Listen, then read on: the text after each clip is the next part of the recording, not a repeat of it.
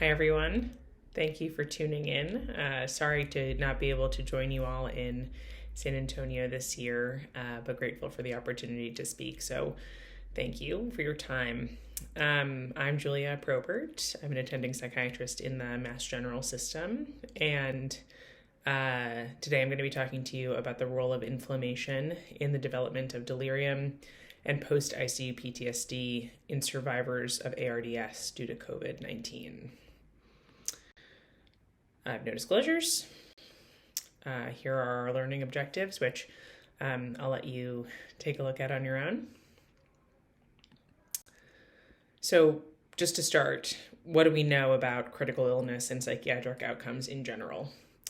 This is a fairly well-studied question, and this is one of my favorite graphs resulting from that study by Dr. Bienvenu, who found in 2018. You can see here a nice Venn diagram outlining the relative prevalence of various symptom clusters after patients were hospitalized with critical illness, and in this case with ARDS, so a similar clinical phenomenon that we are looking at in the COVID population. So you can see here that there's a fairly high morbidity of psychiatric symptoms after critical illness, but that they don't necessarily separate into particular or very clear symptom clusters, and or at least as sort of we have conceived them via the DSM.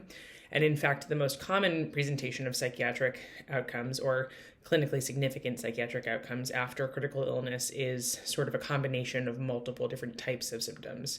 You can see this 13% in the middle, patients experiencing symptoms from anxiety, PTSD, and depressive symptom clusters. So we know that people suffer and struggle after a critical illness, but the exact syndrome they experience is sort of poorly defined, and that it tends to combine features of multiple different psychiatric illnesses. Narrowing in on PTSD after critical illness, because this is something that sort of intuitively makes sense. Critical illness is a Criterion A event. By definition, it's life-threatening, and therefore we would expect, just like with any other Criterion A event, to see an elevated prevalence or an increased likelihood of the development of PTSD. And what we do know, what has been demonstrated, is that the same risk factors apply in both situations, in the non-critical illness and critical illness-related PTSD. So things like history of a psychiatric illness, lower SES, unemployment and female sex, demographic risk factors that also apply just to the general population and the development of PTSD also apply here, which makes sense. Illness-related variables that have been demonstrated to have a relationship to PTSD in critical illness are opiate administration and benzodiazepine administration. These are pretty commonly sort of quoted facts in the world of CL psychiatry. So we assume this has something to do with level of sedation and memory formation. And then the duration of the ICU stay, the duration of mechanical ventilation, and the duration of sedation. Interestingly, while all of those things are risk factors for delirium, delirium in and of itself has not been reliably demonstrated to be an independent risk factor for the development of PTSD. Different studies have shown different things, and I would call the evidence mixed and inconclusive at this time, which is interesting because they share so many risk factors, and maybe that's why it's been hard to parse out. So we've talked about critical illness after psychiatric outcomes after critical illness, and we've talked about PTSD after critical illness. Now, I want to pivot a little bit to talk about a different angle, which is basically the pathway through which neuroinflammation may be an issue in critical illness, and in particular, COVID-19 or SIRS presentation in the setting of COVID-19, ARDS. So you can see here that SIRS, sepsis, ARDS causes macrophage activation, which does a couple of different things. It breaks down the blood-brain barrier, making the brain more susceptible to immunity in general. It also activates the sort of immune system within the brain, direct periventricular involvement of immune cells in the parenchyma of the brain itself. This allows microglia to activate. This causes neuronal dysfunction via the release of cytotoxic cytokines. That neuronal dysfunction, of course, then leads to network dysfunction, which we know is a primary cause or the underlying pathogenesis pathology of delirium. So one of the suspected underlying pathologies or pathogenesis of delirium. So Basically, I include this just to show that systemic inflammation via a variety of different methods causes neuronal dysfunction, network dysfunction, and leads to the development of delirium. And this has been well expounded on in other places. So, neuroinflammation, we know, has a relationship to delirium. Does neuroinflammation have a relationship to PTSD that could maybe help us understand the relationship between PTSD and delirium that's been to this point a little bit unclear or a little bit murky? So we know from non-critical illness populations that PTSD is associated with elevations in inflammatory markers systemically. And the mechanisms for this are really interesting. There's a combination of different neuronal activation patterns called stress-related neural activity. So essentially the combination of heightened amygdala activity with decreased ventromedial prefrontal cortex activity is deemed stress-related neural activity. And imaging studies have shown us that this particular pattern, the stress-related neural activity, actually has a demonstrable effect on the bone marrow.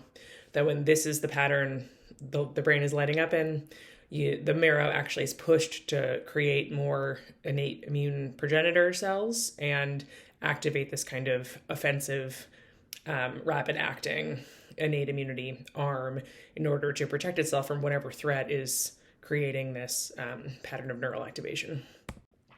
So we've talked about delirium and inflammation, neuroinflammation in critical illness. We've talked about PTSD and inflammation, but still delirium and PTSD, unknown relationship, as of yet has not been reliably demonstrated in critical illness in particular, one predicting the other. So this study sort of is hoping to answer that question. Here are my specific aims, which I'll just leave here for you. We're using a large cohort study of 476 patients who are critically ill in multiple Boston area ICUs during waves 1 and 2 of the COVID-19 pandemic. So when things were just getting started, we're talking spring of 2020 and then fall, winter of 2020 into 2021. There were 346 survivors of this cohort at the time of our initial data collection. And we have a pretty thorough retrospective chart review looking at some of their hospital-acquired data. So delirium was measured at the time using the CAM-ICU and RAS screening tools, which is standard of care in our hospital system for all ICU patients. We also have inflammatory markers, demographic and other illness-related variables. And we are hoping to complete prospective questionnaire administration with a brief assessment of psychiatric history, the administration of the IESR, the HADS, and the TMOCA. And I'll talk about those briefly in a second. But we're also specifically, when thinking about the inflammatory component and how to kind of assess the inflammatory status of these patients, we've chosen the neutrophil to lymphocyte ratio as our primary measure. The reason for that is that it's reflective of innate immunity, given that it focuses on neutrophils. And it has been shown to be significantly associated with delirium in illness generally. Also, because it comes from a CBC, it's a very routine collection with multiple time points throughout the hospital course. For reference, a normal value for NLR is 1 to 3 in a healthy, non-inflamed person. And the other inflammatory markers we're collecting are CRP and ESR, which were collected for most of these patients on admission, as well as, if available, a lactate, an LDH, a procal, and an IL-6. Here is just a brief review of our psychiatric measures. So the IESR, a trauma scale which relates the symptoms directly to a specified event. So asking about their hospitalization in particular, and whether these trauma symptoms they may or may not be experiencing have occurred related only to that. The HADS, which I'm sure you're all familiar with, basically uses the symptoms of depression and anxiety, but minus some of the more neurovegetative symptoms, as those can occur in the setting of illness and be unrelated to one's depressive or anxious status. And then the TMOCA, which is a telephone MOCA. And then we ask a single question, assessing if the patient has any previous psychiatric history prior to their hospitalization. So the initial data, we have this large cohort of 444. Just a couple of interesting facts about this population. The data collection, very preliminary data analysis, extremely preliminary, but just sort of a teaser. Interestingly, and this may complicate things, about 50% of people received immunomodulatory therapy in the ICU in the setting of their COVID infection. Back in those days, it was really standard to use steroids, but also kind of more unusually IL-6 and IL-1 antagonists, which are not necessarily standard of care for ARDS, but at the time in the setting of the severity of the COVID pandemic, it kind of became more standard of practice, at least in our hospital system. So you don't usually see 20% of people with ARDS getting IL-6 or IL-1. So it's an interesting sort of peculiarity of the population, and it'll be curious to see how that may affect things. Just to point out, the CRP, the average CRP for this population was 144 with a standard deviation of 95, and the average IL-6 was 170. So both of those things quite high. This is an inflamed population, as you could guess based on their clinical status with COVID in the ICU. So 239 of these patients were identified as having a neurologic complication, including 201 who were identified as having delirium. That's 45%. That's much lower than I would expect, probably much lower than you would expect as well. I'll touch on this at the end, but it's sort of an interesting, I have some thoughts as to why this may be, but unknown at this time.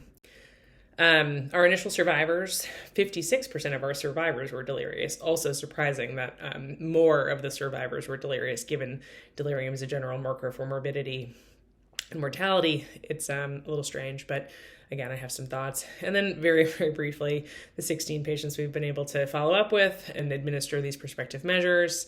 The mean IESR is 19, which is fairly high. The max score in that population was 59. So a nice range with for sure, some very positive findings. And the mean NLR was 17, again, with a max of 96. So, and a minimum of 1.4. So a nice wide range. And with, as you can see, as we know from our other markers, a very inflamed population. So to touch on the limitations, this data was collected during a national, global, systems-wide crisis. And so whether every single data collection point was completely valid, I would suspect not. Things were operating far from the typical. So something to think about. I mean, that one could argue that would make this more generalizable, but something to think about. The delirium prevalence, as I touched on, is strange. I suspect this is partly due to the use of the CAM and the RAS as screening tools. They are obviously excellent screening tools, but oftentimes when someone has a RAS of -4 or -5, they do not undergo a CAM screening because they're too sedated, technically, by the rules of the CAM. So people who were comatose or heavily sedated, which many of these patients were because they were paralyzed and prone, the CAM was not applicable to them, but they may very well have been delirious. So we probably have missed quite a bit of delirium. And then similarly, why then would the survivors be more delirious? Perhaps they were actually the sort of slightly less sick people who were awake enough or engageable enough to assess for delirium.